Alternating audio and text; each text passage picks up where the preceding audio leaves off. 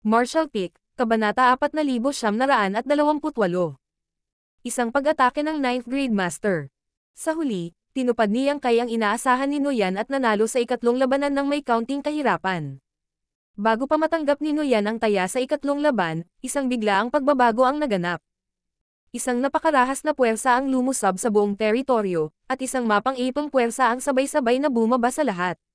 Sa isang iglap, naramdaman ng lahat na parang isang buong universe world ang dumidiin sa kanilang mga ulo. Maging ang kanilang mga katawan ay hindi sinasadyang yumuko ng bahagya sa pressure. Ang hindi mabilang na Black Ink clansmen ay namutla. Samantala, ang World Force ay lumundag at nag-iiba-iba sa kanilang paligid. Sa loob ng arena ng pagsusugal, biglang itinaas ng puno ng dugo na si Yang Kai ang kanyang ulo upang tumingin sa langit. Ang pumasok sa kanyang paningin ay nagpaten sa kanyang ekspresyon. Sa kalangitan, ang World Force na nagtipon-tipon na parang mga ulap ay napakakapal na ito ay makikita sa mata.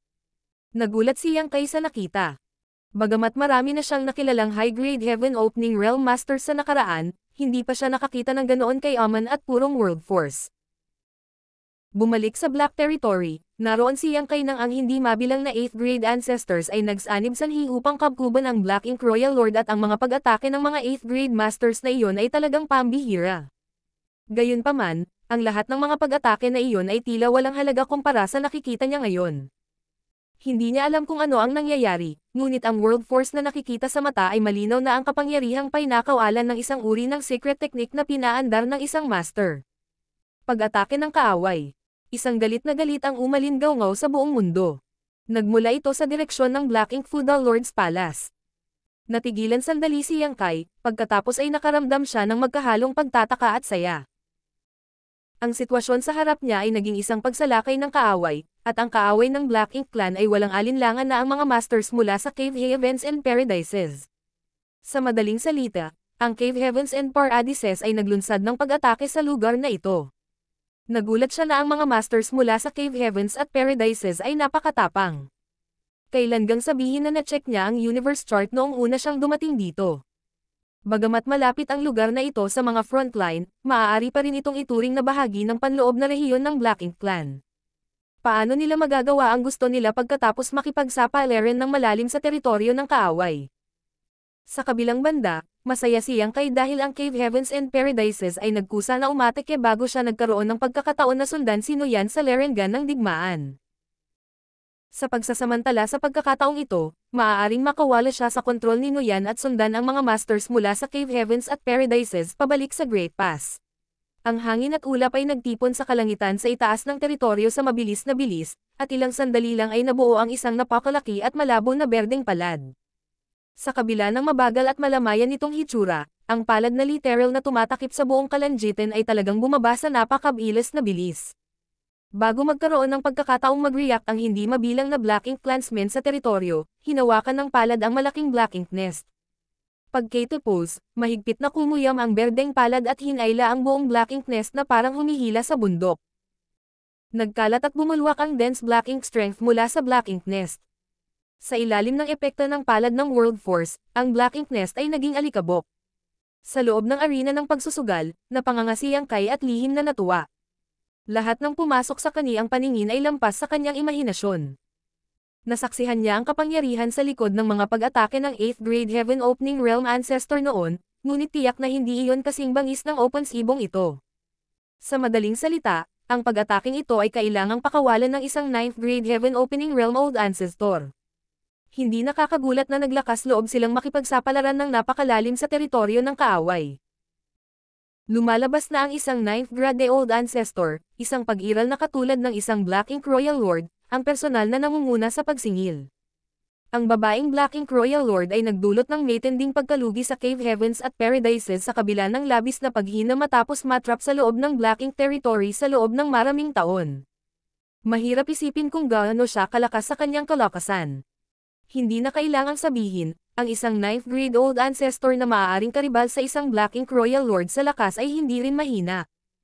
Sa kasamaang palad, ang kasiyahan ni Yang Kai ay tumagal lamang ng ilang sandali habang ang kanyang ekspresyon ay naging mapait. Iyon ay dahil ang malabo na berdeng palad ay agad na bumagsak pababa pagkatapos sirain ang Black Ink nest. Ang hindi mapapantayang napakalaking palad ay halos kasing laki ng kalahati ng Spirit Province. Bukod dito, ang buong palad ay nabuo mula sa isang dalisay at siksik na world force. Kung ang gayong napakalaking puwersa ay sumire pa sa kanya, hindi sigurado si Yang Kai na makakaligtas siya. Masyadong hindi makatarungan ang mamatay dahil sa hampas ng palad na ito. Sa kabutihang palad, ang Black Ink Clan ay hindi umupo sa paligid na naghihintay ng kamatayan. Matapos lumabas ang babala mula sa Feudal Lord Palace, ang Black Ink Strength ay agad na lumundag at nagtipon upang bumuo ng isang hindi mapapantayang malaking figure na tumataas sa kalangitan. Pagkatapos ay itinaas ng figure ang isang kamay sa langit upang ipagtanggol laban sa pag-atake. Ito ay hindi isang tunay na nilalang, ngunit sa halip ay isang presensya na ganap na nabuo mula sa nakapalibot na Black Ink Strength. Bukod dito, malinaw na ginagabayan ito ng Black Ink Feudal Lord ng teritoryong ito. Ang panunod sa pagkawasak ng Black Ink Nest ay nagpagalit sa hindi mabilang sa Black Ink Clan, kaya hindi na kailangan ng anumang komando o dispatch. Anuman ang kanilang ranggo, ang bawat miyembro ng Black Ink Clan ay mabilis na kumilos, nagpasabog ng marahas na pag-atake sa malabo na berdeng palad sa kalangitan. Higit pa rito, ang mga Black Ink Disciples ay nagpakawala din ng iba't ibang secret techniques at artifact attacks. Napuno ng makukulay na ilaw ang buong kalangitan sa isang iglap. Gayunpaman, ang napakalaking palad ay nagpatuloy sa pagdiin pababa. Ang hindi mabilang na mga pag-atake ay bumagsak sa palad, na nagdulot ng mga patong ng ripples na lumitaw sa ibabaw nito, ngunit kahit na ang mga pag-atake na ito ay patuloy na nagpapahina sa kapangyarihan nito, hindi nila napigilan ang pababang pag-unlad ng palad. Ang malaking figure sa Feudal Lord Palace ang unang nakaranas ng matinding pag-atake. Sa kabila ng buong lakas na lumaban, siya ay isa lamang Black Ink Feudal Lord na ang lakas ay katumbas ng isang 7th grade master. Paano siya makakalaban sa kapangyarihan ng isang 9th grade old ancestor? Bago tuluyang bumaba ang hampas ng palad, ang napakalaking figure ay bahagyang nakayuko sa ilalim ng presyon. Ang Feudal Lord ay desperadong nakipaglaban at umungal sa pagsuway, ngunit ang kanyang avatar na binubuo ng Black Ink Strength ay sumabog sa kawalan. Maging ang kanyang tunay na katawan ay lubhang nasugatan dahil dito. Parang sandali lang ang lumipa. Kasabay nito, parang 1,000 taon na ang lumipas. Bumagsak ang malaking palad. Maging ang Black Ink Clansmen o ang Black Ink Disciples, marami sa kanila ang namatay sa isang marahas na kamatayan saan man natatakpan ng palmprint. Iilan lamang ang maswerteng nakaligtas. Hindi mabilang na miniature universe ang bumagsak at ang world force sa loob ng miniature universe na ito ay nawala. Kasunod ng isang marahas na lindol, ang buong Spirit Province ay nagkoatak-watek. Ang mapanirang resulta ay kumalat sa paligid pagkatapos ng pag-atake, na nagiging sanhi ng pagyanig ng espasyo mismo at maging hindi matatag. Ang low-grade Black Ink Clansmen ay hindi man lang nagkaroon ng pagkakataon na lumaban at nabura sila sa resulta ng pag-ataking ito. Tanging ang high-grade Black Ink Clansmen na may lakas na katumbas ng 6th grade Heaven Opening Realm Masters ang nakayanan ang shockwave. Dahil dito, kitang-kita ang brutalidad ng hampas ng palad. Ang lahat ay nangyari sa isang iglap. Ilang mga pag-iisip lamang ang pumasok sa isip ni Yang Kai bago ang resulta ng pag-atake ay bumagsak sa kanya. Gayunpaman, maaari siyang ituring na maswerte. Kung tutusin, masasabing maswerte ang lahat ng tao sa arena ng pasugalan dahil hindi sila matatagpuan sa sakop ng malabong berdeng palad. Lahat sila ay namatay sa epekto kung hindi. Kahit si Yang Kai mismo ay kinailangan pang mag-transform sa kanyang Great Dragon form para makaligtas sa ganoong kalakas na pag-atake. Higit pa rito, ang paggawa nito ay magpapahintulot lamang sa kanya ng posibilidad na mabuhay. Sa kabila ng hindi direktang pinsala, ang pagbagsak ng hampas ng palad ay nagpabaligtad sa buong arena ng pagsusugal. Maraming mga Black Ink Disciples ang umubo ng sariwang dugo at maging ang aura ng Black Ink Clansmen ay umalangaw-ngaw. Halatang nahihirapan sila. Ang Spirit Province sa ilalim ng mga paa ni Yang Kai ay nabasag, at tulad ng isang nalulunod na lalaki na nahuli sa magulong agos ng dagat, siya ay tinangay ng mga shockwaves at hindi niya makontrol ang kanyang direksyon. Mga gulat na bulalas at nakakakilabot na hiyawan ang pumasok sa kanyang tenga. Nang lumingon siya sa direksyong iyon, nakita niya ang isang napakaputlang D4 na dumo-dugo mula sa lahat ng 7 orifice at nagpupumilit na kumapit. Higit pa rito, may kumikinang na puting liwanag na nakapalibot sa katawan ni D4.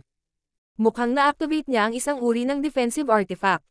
Sa kabilang banda, ang 5th grade Heaven Opening Realm Black Ink Disciple sa tabi ng D4 ay bahagi ang naging mabagal at nabigong ipatawag ang kanyang sariling defensive artifact bilang resulta.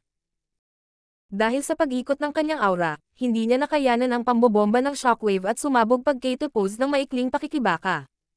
Ang liwanag na tumatakip sa katawan ni D4 ay naglalaho din sa isang nakakitikat na bilis. Kaya naman, naging desperado ang ekspresyon niya. Sa lakas ng isang 5th grade Heaven Opening Realm Master, imposible para sa kanya na makaligtas sa impact ng walang defensive artifact. Nang malapit na siyang sumuko at tanggapin ang kanyang kapalaran, isang figure ang biglang sumugod at tumayo sa kanyang harapan upang tumulong sa pagharang sa halos lahat ng epekto. Tumingala siya ng may pasasalamat. A1. Hindi niya akalain na darating ako at paprotektahan siya sa isang kritikal na yugto ng buhay at kamatayan. Dapat sabihin na nakatayo siya sa tabi ni Noyan, Bito, at E5 kanina. Lahat sila ay gumamit ng iba't ibang paraan upang iligtas ang kanilang mga sarili, ngunit walang sino man ang nag-alala kung siya ay nabubuhay o namatay. Tara na, hinawakan ni Yang Kai ang D4 sa balikat. Sa sandaling ito, hindi niya kayang pakialaman kung ano ang mga sikretong ibinubunyag niya. Pagmamanipula ng Space Principles, mabilis na lumayo si Yang Kai. Ang shockwave ay patuloy na sumunod sa kanyang likuran habang siya ay lumipad palabas. Pagkatapos ng ilang instantaneous movements, sa wakas ay pinatatag ni Yang Kai ang kanyang anyo at lumingon upang tumingin sa likuran niya.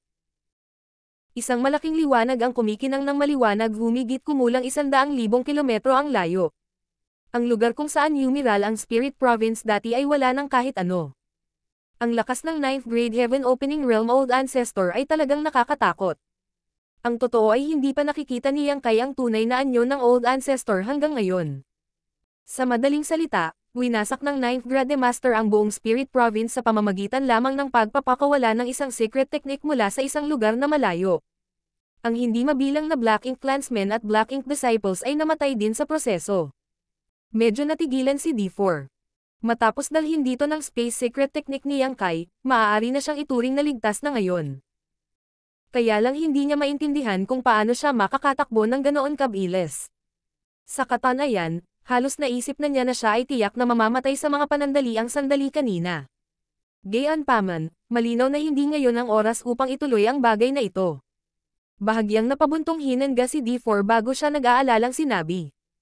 Kailangan nating magmadali at hanapin si Master. Hindi ligtas para sa atin dito sa labas ngayon.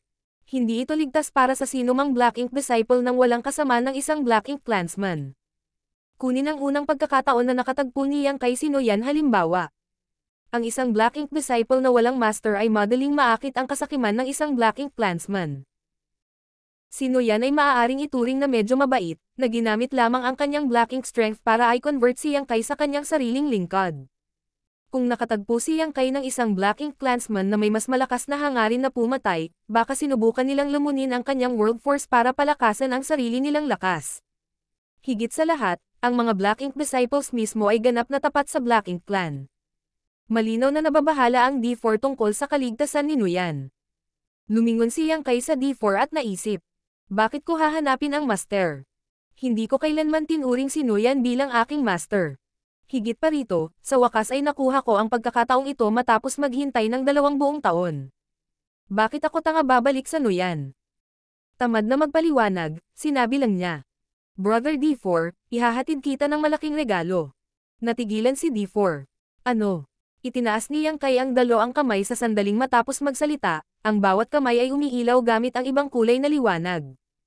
Pagkatapos, pinagdikit niya ang magkabilang palad.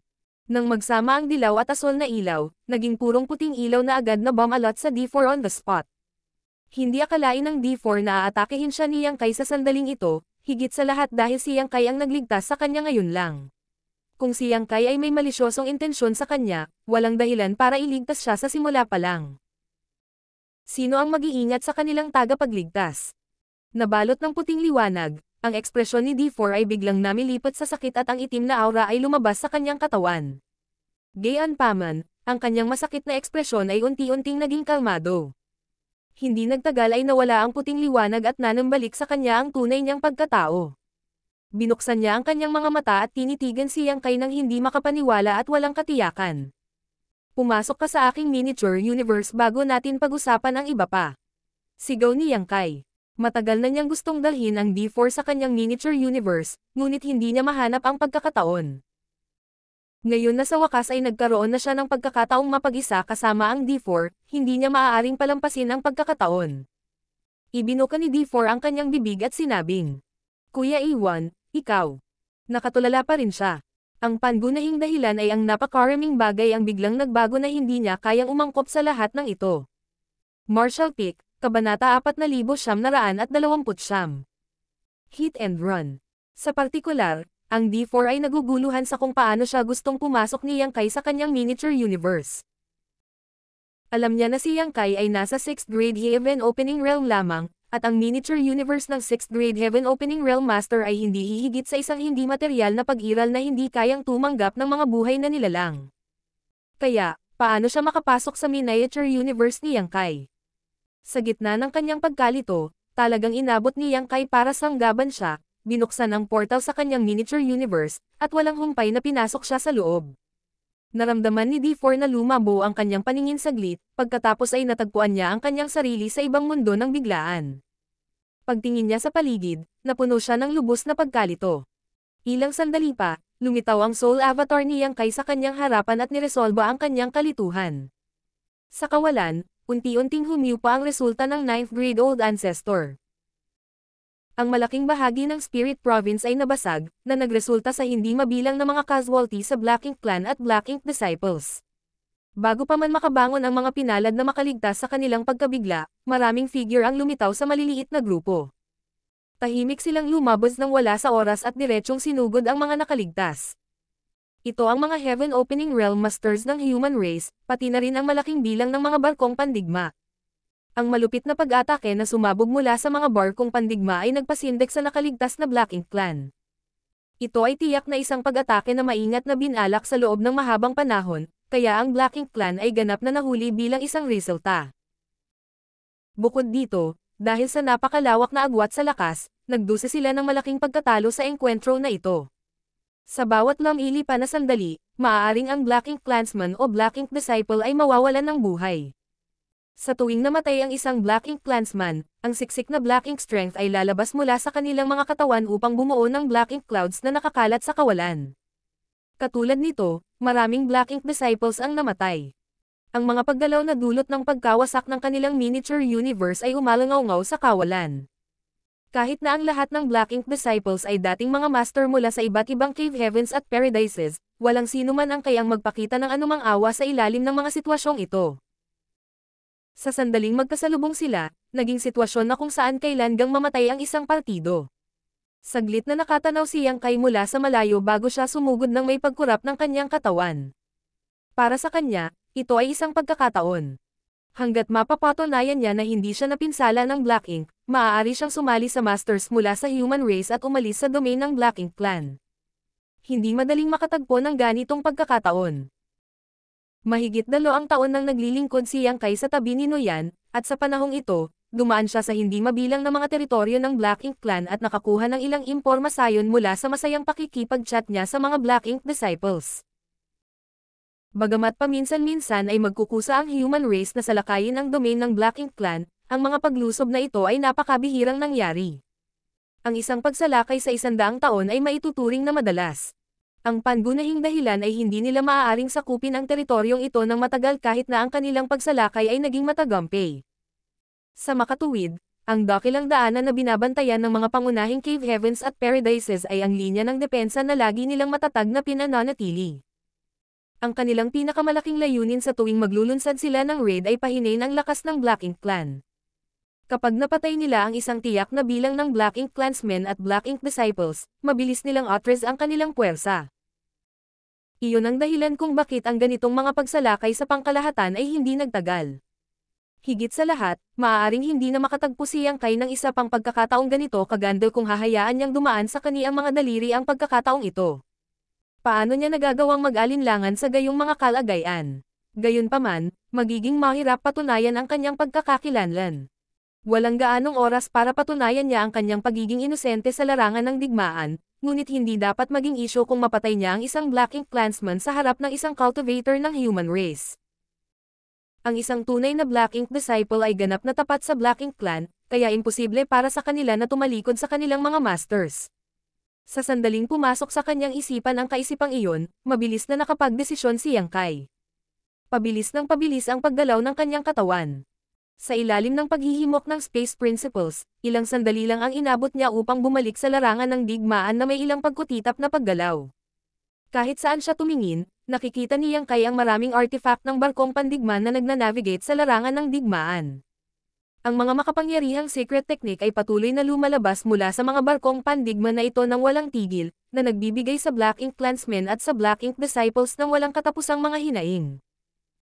Marami ring 7th grade Heaven Opening Realm Masters at maging ang 8th grade Masters na maaaring lumaban sa maliliit na grupo o manghuli ng mga kaaway ng mag-isa.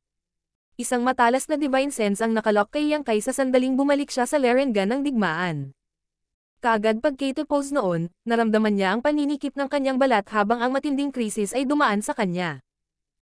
Lumingon siya upang tumanjin sa direksyon na iyon at nakita niya ang isang babaeng nakasuot ng puting fluttering na damit na matamang nakatingin sa kanya gamit ang magagandang mga mata nito, isang pambihirang aura na dumadaloy mula sa kanyang figure. Hawak ang isang matalim na longsword sa kanyang mga kamay, walang pag-aalinlangan niyang nilaslas siya.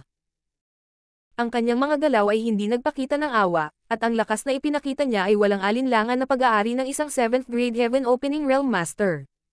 Ang pag-atake ay naglalaman ng isang napakatinding kapangyarihan, at ang alon ng espada ay kumikislap ng hindi regular na parang dila ng isang espiritong ahas.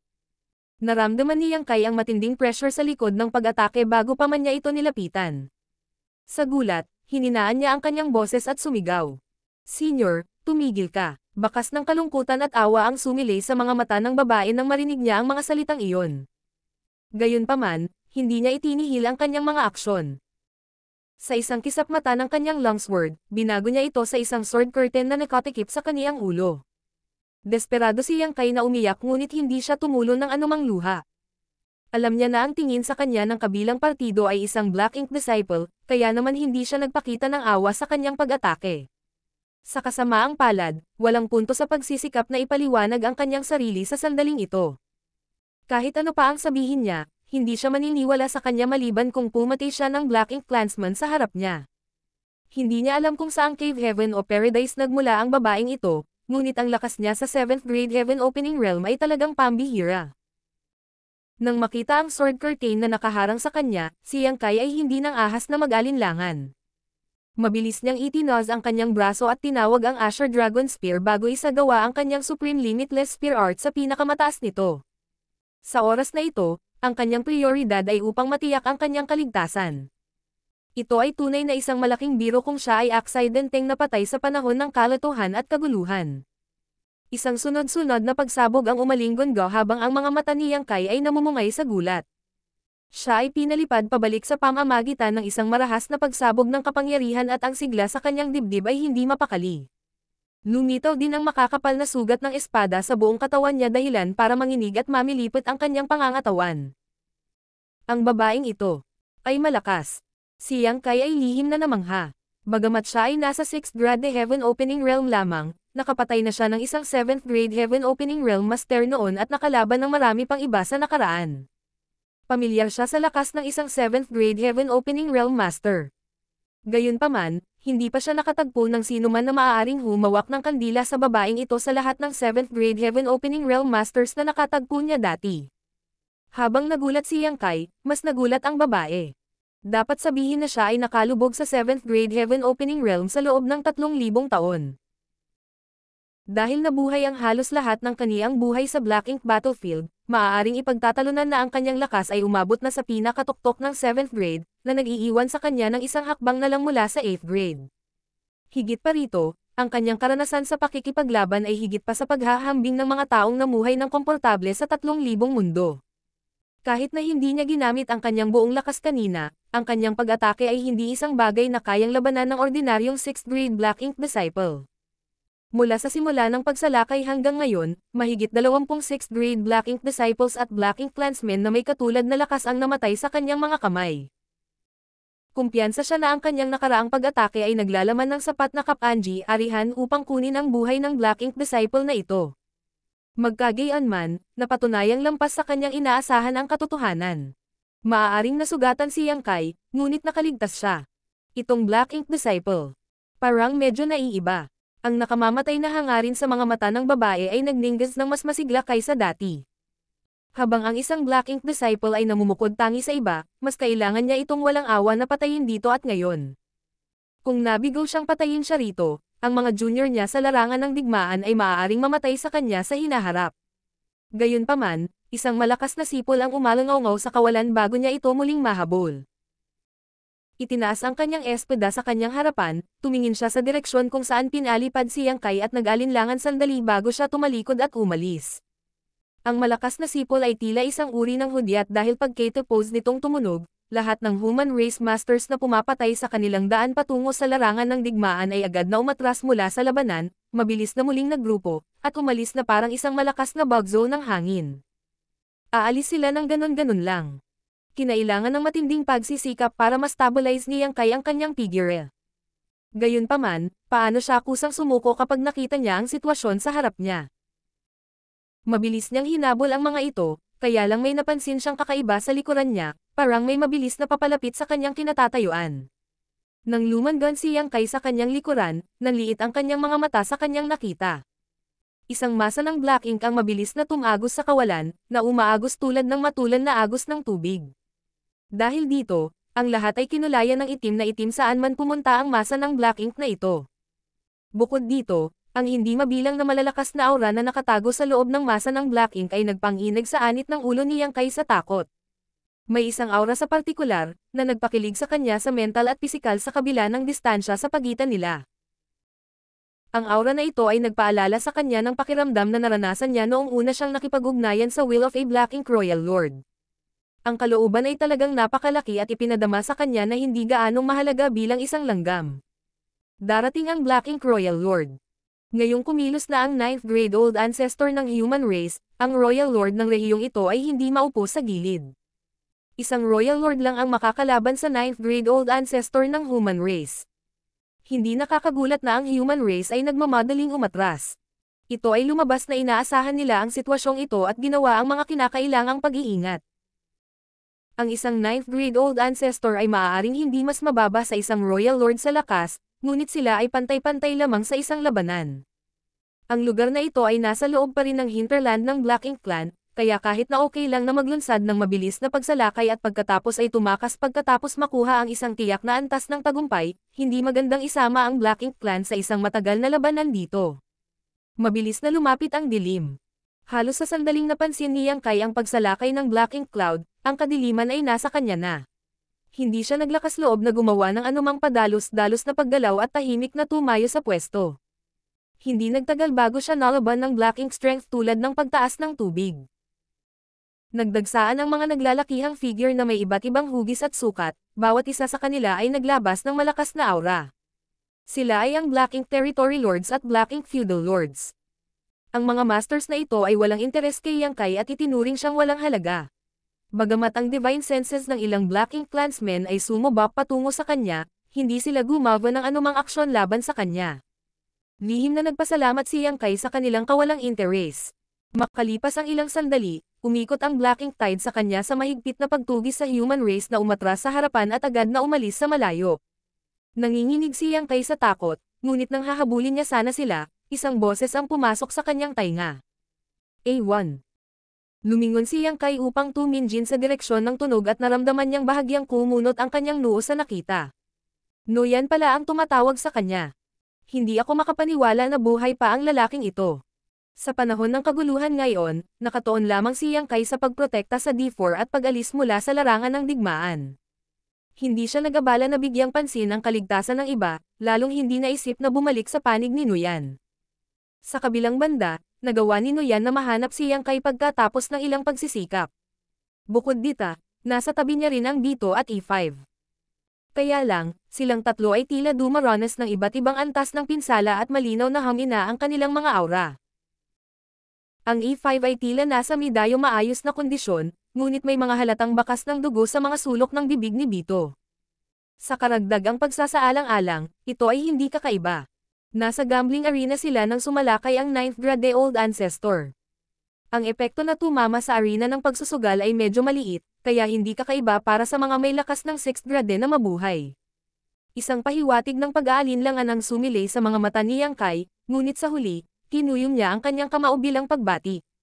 Master. Sa kabilang banda, tila napakasaya ni Nuyan. Buti naman at hindi ka namatay.